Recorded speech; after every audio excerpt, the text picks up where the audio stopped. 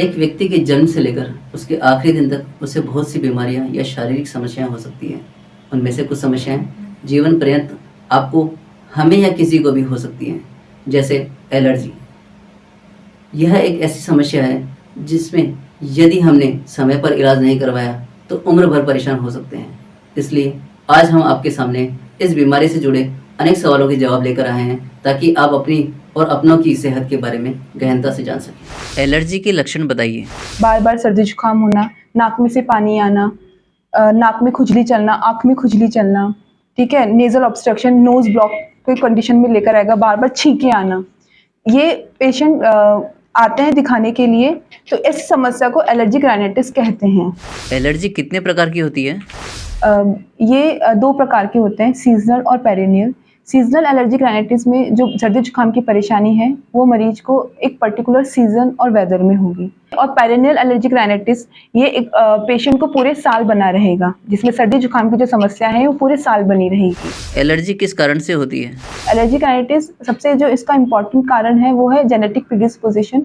परिवार में किसी परिवार में मैटरनल पैटर्नल रिलेशनशिप में किसी को एलर्जिक डायथिसिस है, जैसे एलर्जिक राइनाइटिस ही है, अस्थमा हो गया, अर्टिकेरिया होगा, इस टाइप की किसी भी बीमारी है उसमें पेशेंट को या फिर बच्चे को, माता पिता से बच्चे को हो सकता है। सेकंड कारण आ गया, ये किसी एज में हो सकता है, जैसे ये जवान बच्चा बूढ़ा किसी भी उम्र में कभी भी हो सकता है, और मेल फीमेल दोनों में से किसी को हो सकता है। एलर्जी की जांच के बारे में बताइए। इसमें हम सीबीसी करा के पेशेंट का देख सकते हैं। इसमें पेशेंट का इओसिनोफिल काउंट इंक्रीज होगा।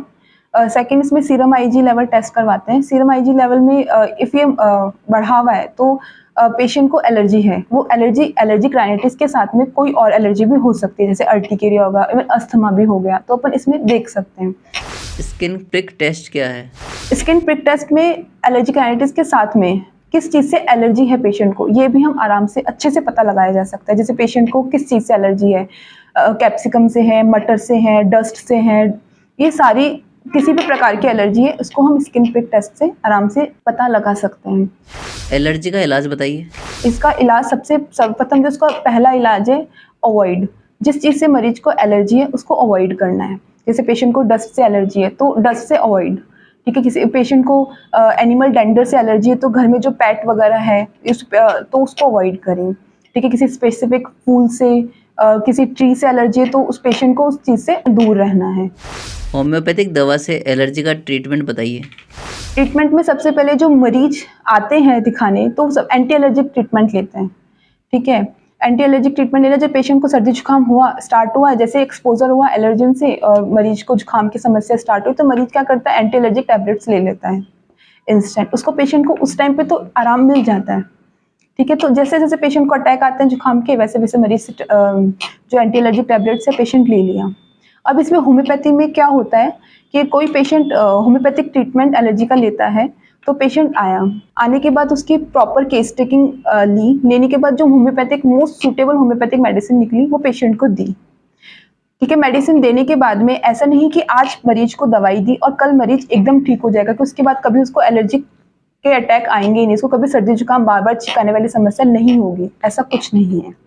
इसमें यदि मरीज आया है, उसकी frequency intensity first time note किए, पहले पेशेंट बता रहा है कि उसको महीने में 30 दिन जुकाम रहती है, एग्जाम्पल है 30 दिन जुकाम रहती है, पर जब मेडिसिन पेशेंट को गई तो पेशेंट बताएगा कि हाँ मुझे पिछले महीने तो 30 दिन जुकाम थी, पर इस बार मुझे 20 बार ही जुकाम हुई है, ठीक है। ऐसे ऐसे करते पेशेंट की जो फ्रिक्वेंसी है बार बार सर्दी जुकाम होने की, और उसके साथ में उसकी जो इंटेंसिटी है, मरीज खुद आके बोलेंगे विद होम्योपैथिक ट्रीटमेंट कि पहले मुझे इस लेवल के, जैसे मुझे बार बार छींकें आती थी, पहले 20 से 30 बार छींकें आती थी, पर मरीज जब बताएगा आके कि अब उसको 2 से 3 बार ही छींक आ रही है। इसके साथ साथ हर 3 महीने से हम पेशेंट की CBC serum IG level test करवाते रहेंगे, और इससे automatically with in shortage period patient को जो allergic rhinitis, asthma, urticaria type की जो भी एलर्जिक वाली कंडीशंस है वो इजीली ठीक हो जाएगी।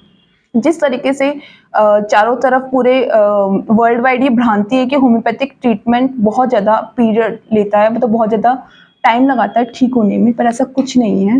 With proper homeopathic treatment with start any type of diseases head to toe recover in very, जिस हिसाब से डिजीज है उस हिसाब से जल्दी रिकवर हो जाता है। इसी टाइप से जैसे एलर्जिक राइनाइटिस है, जैसे मैंने इसका इलाज बताया कि इस तरह के पर पेशेंट आ जाए, इसकी फ्रीक्वेंसी इंटेंसिटी देखी।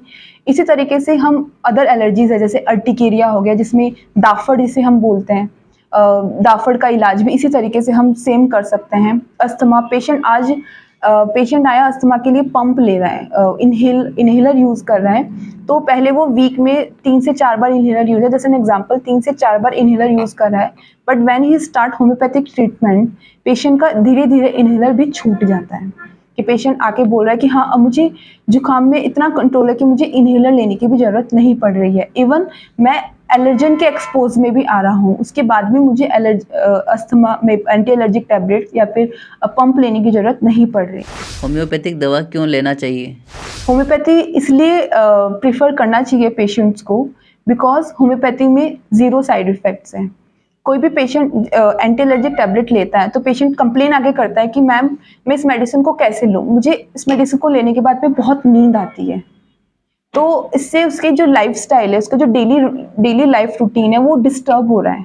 होम्योपैथी में ऐसा कुछ नहीं होता, वो पेशेंट ईजिली ले सकता है, आराम से कहीं पे भी ले सकता है और ईजी वे में ले सकता है, और जीरो साइड इफेक्ट है, इसको लेने के बाद इसको कोई परेशानी भी नहीं होगी, और जो परेशानी है पेशेंट को वो रिकवर हो जाएगी।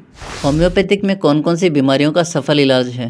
वैसे तो होम्योपैथी में हर बीमारी का सफल इलाज है, सिर्फ एलर्जिक राइनाइटिस ही नहीं, और भी बाकी और जो बीमारियां होती है उसमें भी होम्योपैथी का इक्वल और बहुत ही अच्छा इलाज है। ऐसा नहीं है कि कब डॉक्टर से मिलें, जब भी पेशेंट को कोई भी बीमारी हो, जैसे पेशेंट जैसे एज ए एलर्जिक, जैसे पेशेंट को एलर्जिक राइनाइटिस है, पेशेंट को जुकाम खांसी की समस्या फील हुई, महसूस कि मुझे जुकाम खांसी हो रही है, तो उस टाइम पे भी डॉक्टर के पास जाके वो इलाज ले सकता है। जैसे कि पेशेंट कोई भी बीमारी लेके हमारे दिखाने आ रहा है, तो सबसे ज़्यादा हमने ये देखा है कि कोई भी मरीज आ रहा है किसी भी परेशानी को लेके, वो चाहे एलर्जी की कोई सिचुएशन हो, एनी टाइप ऑफ एलर्जी हो, या फिर सिर दर्द हो, या फिर कोई भी फीमेल आ रही है, फीमेल रिलेटेड कोई भी इश्यू, जैसे कि ल्यूकोरिया हो गया, फाइब्रोइड इन यूट्रस हो गया, मेंस्ट्रुअल इरेगुलरिटीज़ हो गई, तो जो भी बीमारी पेशेंट लेकर आता है, जो भी मेल हो या फीमेल हो, कोई परेशानी लेकर आता है, तो उसमें जो कारण फाइंड आउट करना बहुत इंपॉर्टेंट है। कोई भी पेशेंट आया कि इसको क्यों एलर्जी हुई, कैसे एलर्जी हुई, क्या कारण था, उससे हमारे होम्योपैथिक मेडिसिन जाती है और पेशेंट को जल्दी आराम आता है। इसमें मोस्ट ऑफ द जो एलिमेंट्स फॉर्म फाइंड आउट होता है वो स्ट्रेस होता है, डिप्रेशन हो गया, कोई मरीज है तो उसको उसकी फैमिली में कोई बैड इवेंट्स हुआ, कोई फैमिली कोई भी इश्यूज हुए, उसके बाद में उसको कोई बीमारी देखने को मिलती है। तो ये हमने ज़्यादा नोटिस किया है ऐसा कि पेशेंट को कोई भी बीमारी डेवलप हो रही है तो उससे पहले उसका कोई ना कोई मेंटल स्ट्रेस, कोई टेंशन, कुछ भी एक्सरसाइज रहा है, उसके बाद में पेशेंट को परेशानी डेवलप हुई है। कोई भी बीमारी हो सकती है, जैसे पेशेंट को, जैसे एग्जांपल अर्टिकेरिया है, वो उसको 3 साल से अर्टिकेरिया है, तो हम जब पेशेंट की प्रॉपर केस टेकिंग लेते हैं तो 3 साल पहले क्या हुआ था, क्यों हुआ था, कोई मेंटल स्ट्रेस, कोई भी स्ट्रेस हो सकता है, फैमिली हो सकता है, स्टडी हो सकता है, तो वो पेशेंट जब देखता है कि हाँ मुझे 3 साल पहले वो हुआ था, ऐसा मेंटल स्ट्रेस हुआ था, उसके बाद में मुझे ये परेशानी हुई है, तो जो कारण बताते हैं उस हिसाब से होम्योपैथिक मेडिसिन जाती है, तो पेशेंट को जल्दी आराम मिलता है। और वही जो लोगों की भ्रांतियाँ है कि होम्योपैथिक ट्रीटमेंट बहुत लंबा चलता है, यदि जल्दी कारण पता चल जाए, एकदम एग्जैक्ट रीज़न पता चल जाए कि होम्योपैथिक ट्रीटमेंट, होम्योपैथिक बीमारी क्यों पैदा हुई है, तो होम्योपैथिक ट्रीटमेंट मोर सूटेबल होगा और पेशेंट को जल्दी आराम मिलेगा। तो देखा ना दोस्तों, होम्योपैथी के जरिए हम अनेक बीमारियों पर काबू पा सकते हैं। होम्योपैथी दवा लेने से हमें कोई साइड इफेक्ट भी नहीं होता है तथा इसकी लोकप्रियता अब दुनिया भर में तेजी से बढ़ रही है। ऐसी ही नई नई जानकारियों के लिए आप देखते रहिए विश्वकर्मा टुडे न्यूज़।